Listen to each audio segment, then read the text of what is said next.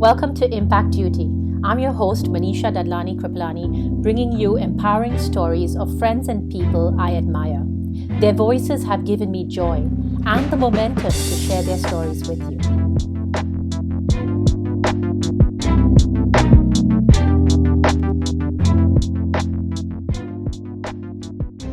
Jayeeta is a private banker by profession and has actively pursued a career in financial services for 22 years. She has simultaneously pursued an active journey in fitness for 2 decades. She's undergone various trainings in high-impact cardiovascular programs, mixed martial arts, Pilates, strength, Les Mills, and finally found her true passion in running marathons and mountain trekking. Hi, Jayeeta. Welcome to Impact Duty. Hi. Well, thank you. I'm so delighted to have you on. Likewise, Manisha. I've been looking forward to this. It's the perfect start to the weekend. And how have you been? I've been good. We've been well. I mean, Bombay has been going through quite a bit of, tough times, as we all know. But Yes. I think God has been kind. We've been staying indoors. We've been working from home. And while there are challenges, but I think we can still say that we are okay. Right. And as you know, fitness is pivotal in the Yes. past and right now. Okay, tell us a little about why fitness has taken such a journey and why it's become so important in people's lives. I think fitness over the last decade probably has become more important and relevant because people have chosen to give time and Mm-hmm. commitment to it. And I think that has made a significant difference in their own lives. So Right. when you take out time and when you are disciplined and when you realize, okay, like I have to work, I have to go party, I have to go and work out. And that's extremely important for me. And that's a commitment I'm making to myself. I think that itself, coupled with the fact that, social media has taken huge leaps, quantum leaps in the last, Totally. 10, 12 years. So the need to look good, the need to feel good has upped the fitness level in people. Mhm. And it started with something as basic as trying to lose weight. Right. Today, I see people have evolved to a level where people seldom say that I'm working out because I want to lose weight. It's so refreshing and nice to hear people say that, I want to feel fit and I want to be strong. And I can feel my endurance levels have gone up. And, and I feel good. I feel healthy. My immunity is high. And Mhm. it's things like this that I think has made a difference to people in their lives. And which is why today fitness as an industry has seen the kind of evolution that it has. Right. Right. And what are your fitness goals centered around personally? Um, Manisha, for me, fitness has always been about strength of the mind and body. I have never worked out or I have never done a workout or taken up a challenge without an aim and a target.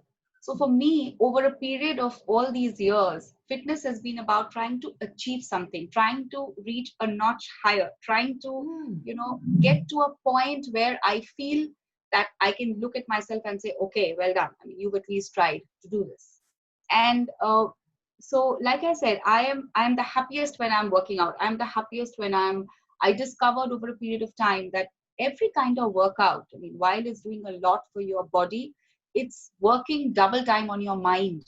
Mm-hmm. And for me, it's my therapy. It's my and likewise, I think for many people today, it's a place where you go when you are done with all your work and you're done with all your duties and you're done with all your phone calls and you're looking after everyone and you go to your own safe haven, and that's where I think Right. fitness is. So for me, I have tried so many kinds of workouts.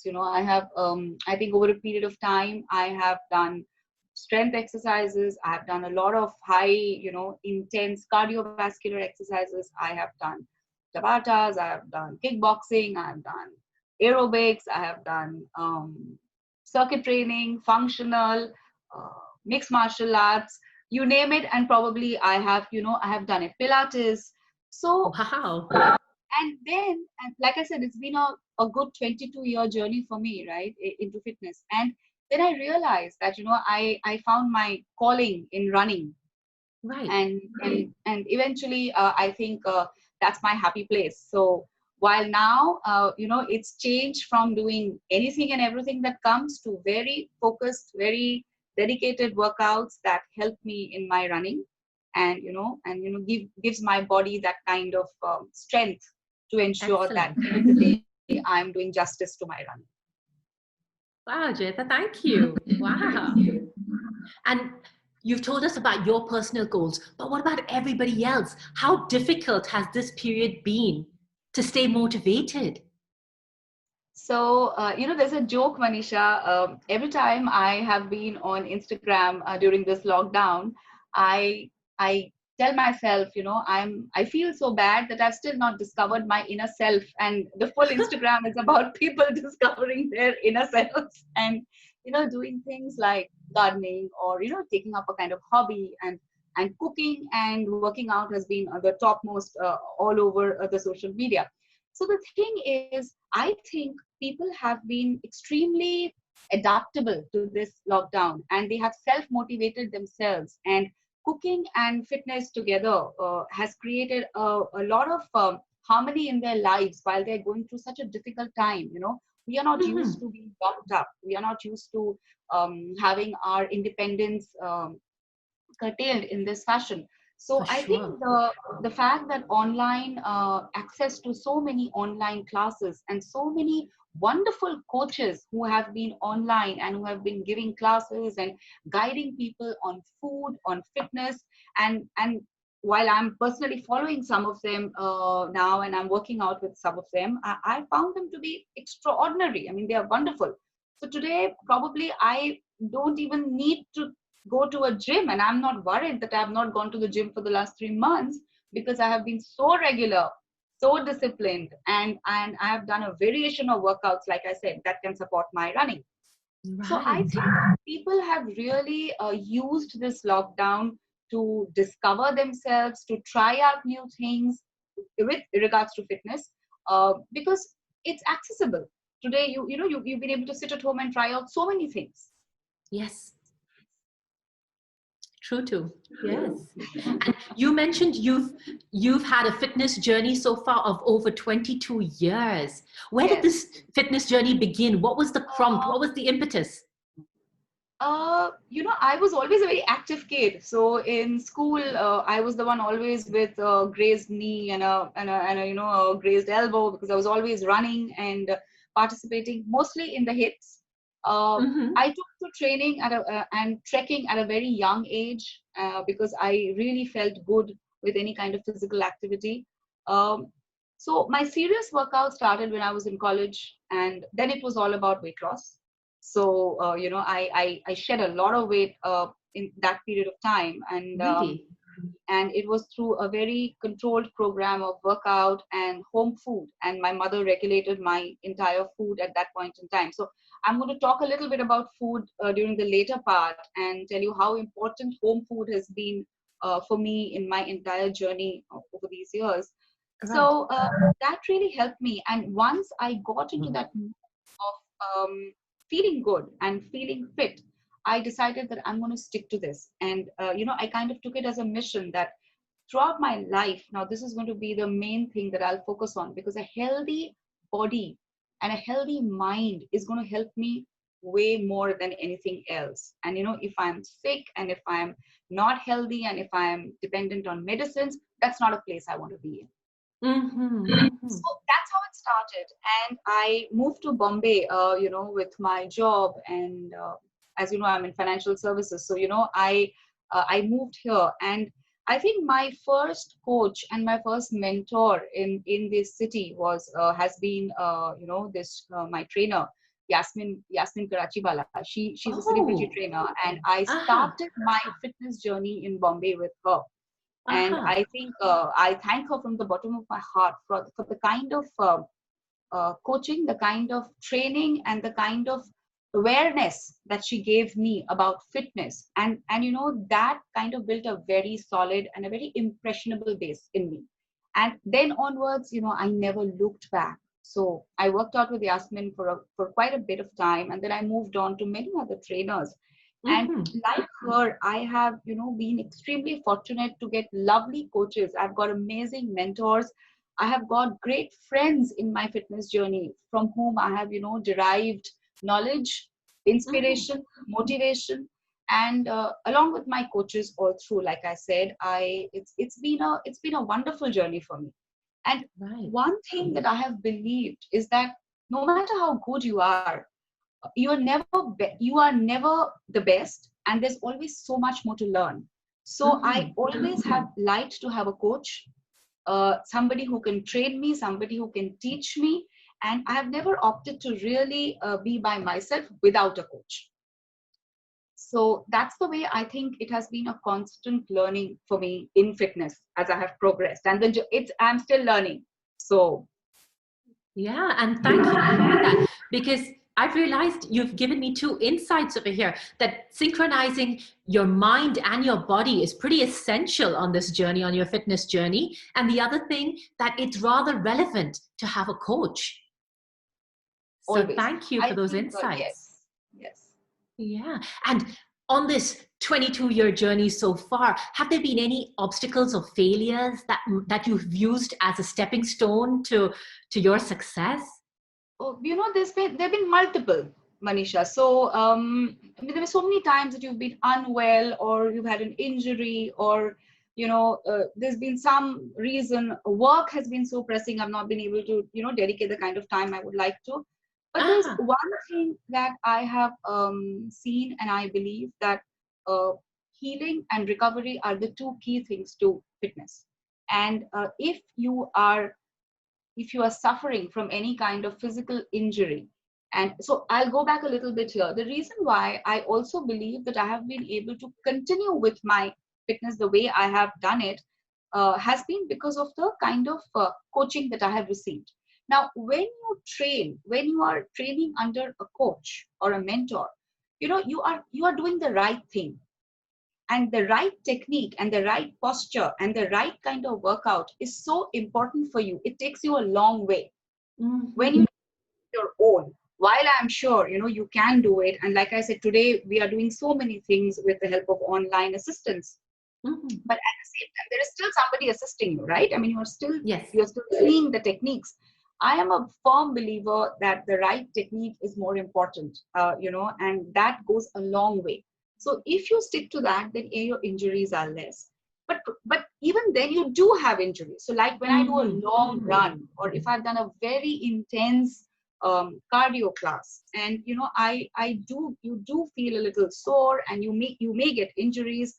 Uh, I remember, so I tried getting my training done, and I got my license from Les Mills, which is one of the largest group fitness in the world, and very, Yes. very popular.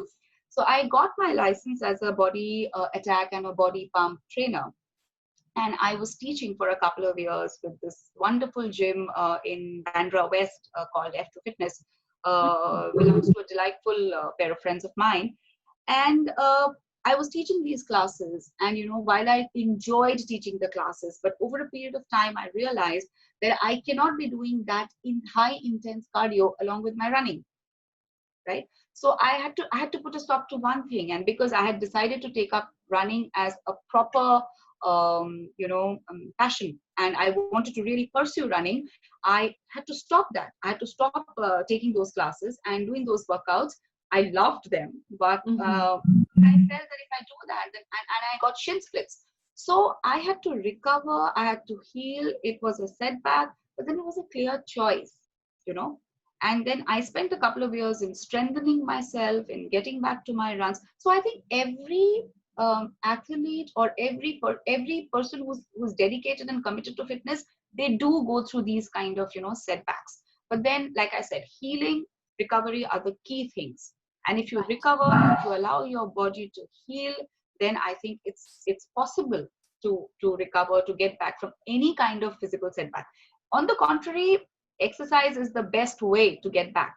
uh, so I had a very major surgery that happened a couple of years back, and I could not, I was obviously told that I cannot be doing any kind of workout for 6 months. And that kind of freaked me out because I can I imagine. said, I told my doctor, you have to make me run. I cannot be not running. The good thing is, I was very careful. I was told that you can walk. And I actually walked for the first time in my life because I normally don't walk. And it helped. And before 3 months, I was actually able to do a short run. Right. So, and my body had healed because I had done the right things. I had Mm-hmm. walked, I had taken my time, and it healed faster, than my doctor and I thought it would. Right. How So I lovely. think every obstacle can be overcome. You just have to Right. listen to what is being told to you by your doctors, by your coaches, and if you don't push your body, then I think it just works wonderfully well. Right. So you've told us about your obstacles. What about your biggest success story, personally or for somebody that you've coached? So, Manisha, given a choice, I would have probably taken this up as a career option. I never did it because I am a finance profession by, Right. I'm in financial services. So, and I love what I do. But so I could never dedicate that kind of time that I could have, or probably learned and educated myself much more than what I could. But I think the Les Mills training helped me a lot in understanding how the body works and what you should do and how you can push yourself and what are the Ah, ways in which you can sustain. So in terms of my biggest success story, I think a couple of them. uh, I ran the Ladakh marathon in 2017, and I ran that marathon without any practice. So wow. yeah, so that was the time that I had my shin splits and I had stopped taking those classes, and I was planning to get back to running. And a very very dear friend of mine and a huge mentor in running, he kind of coaxed me to come and run the Ladakh marathon, and I was very hesitant. But the fact that I love Ladakh, I said, okay, I'll come and run with you guys, and I'll just kind of see what I can do. So I recall I didn't even have a Garmin at that point in time. I just practiced a couple of days on Marine Drive, and I said, okay, I'll go and give it a shot. Now again, here comes the role of a coach. The gentleman who took us, he's into fitness and he's a coach. And for 14 days almost, he coached us and he trained us, and we actually ran in different terrain in Ladakh, and we ran in different altitudes, in different terrain.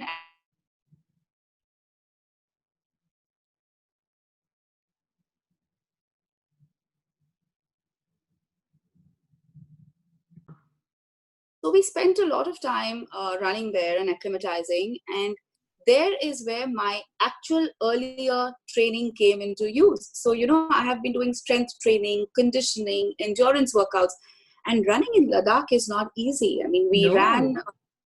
So it was 21 kilometers. I ran the half marathon, and for the last half of the marathon, I can never forget. It was a straight up incline into back into Leh town.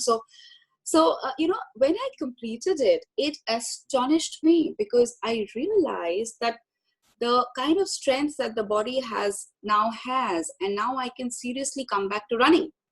You know, Mm-hmm. so Ladakh marathon was a huge. I consider it my comeback into running. Was that marathon? Right. And I think very recently this year, thankfully before the lockdown, I did my first ultra.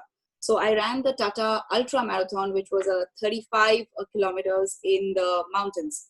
So 35 kilometers. Wow. this is my first, but like I said, so that's why it's a big success story for me. Of course, I ran with friends, the same friends that I ran the Ladakh Marathon with. It's a lovely running group. I draw a lot of inspiration and motivation from them. They're seasoned runners, and also my running coach now. I Mm-hmm. train with coach Nilesh. He's I think for the last 1 year I've been coaching with him, and that's really helped me improve my core strength, my leg strength, my endurance when I'm running. So he actually encouraged me that go for it and you can, and I had so much confidence in him more than I had in myself. I decided to give it a shot. And so when I'm running a marathon, the idea is never not to complete it. The idea is always to finish it, right? And I really didn't know how tough it would be. The marathon starts at in the early hours of the morning at around 4:30. It's dark. You run with a headlamp and you're running uphill. So it was quite an experience, but I did complete it within the requisite cutoff time. So I think Wow. that was good. I felt good. Jayeeta, a total success story that is.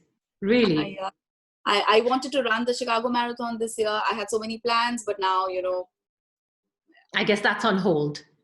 it is. Yeah. So, Jayeeta, any routines or rituals that are non-negotiables that you have to do? Morning routines, evening routines, any routines you'd like to share with us? So, I think not working out is not an option in my life. And while, yes, there may be one day that I may miss a workout, sometimes I have so much of work that I'm unable to probably do. So I have tried to divide my workout between morning and evening. Uh, Mm-hmm. Pre-COVID, I was out running in the mornings, and like I said, my coach, he starts training us at 5:30 in the morning. So my first, the coaching, we have to appear at 5:30. By 5:40, we're warming up, and then we start training and we start running. So that's become a very important part of my life. I look forward to it, and that's non-negotiable. Unless I'm really sick or I'm traveling, I'm always there. And then the workout that I do, which is a part of my strength training, my conditioning, or I did Pilates for some time because I was having some injuries and issues. So I think for me, I really feel bad if I miss my workouts, and I try not to miss them. Of course it does Mm-hmm. happen, but for me, missing them is not a happy place to be I'm sure. And you mentioned the importance of food. You mentioned earlier home cooking. So I'm going to draw your attention back to telling us how essential food is to your lifestyle. So while I'm no expert, and there are a lot of people out there today who are such, experts in food, and, you do try to pick up tips and you try to learn from people all the time, which I always keep asking people or reading up. But I think one thing that's helped me over the years has been sticking to the basic food.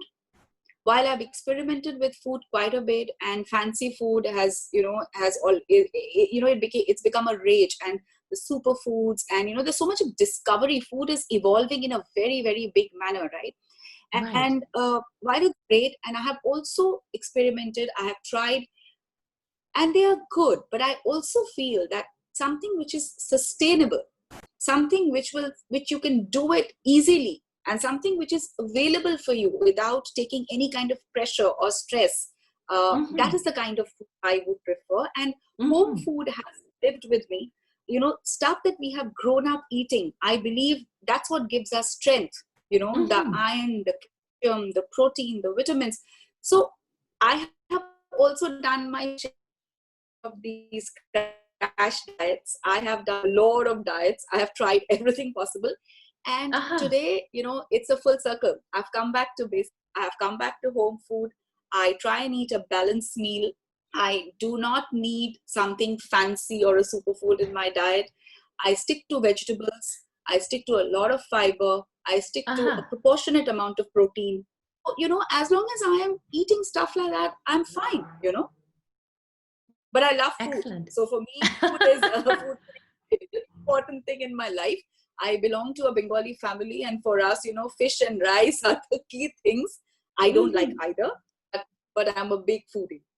Oh, wow. Wonderful. And Jayeeta, before I say goodbye to you, any tips or tricks that you want to leave us with, especially beginners like me? So I would say that everybody should work out. Okay. It's something very basic and simple.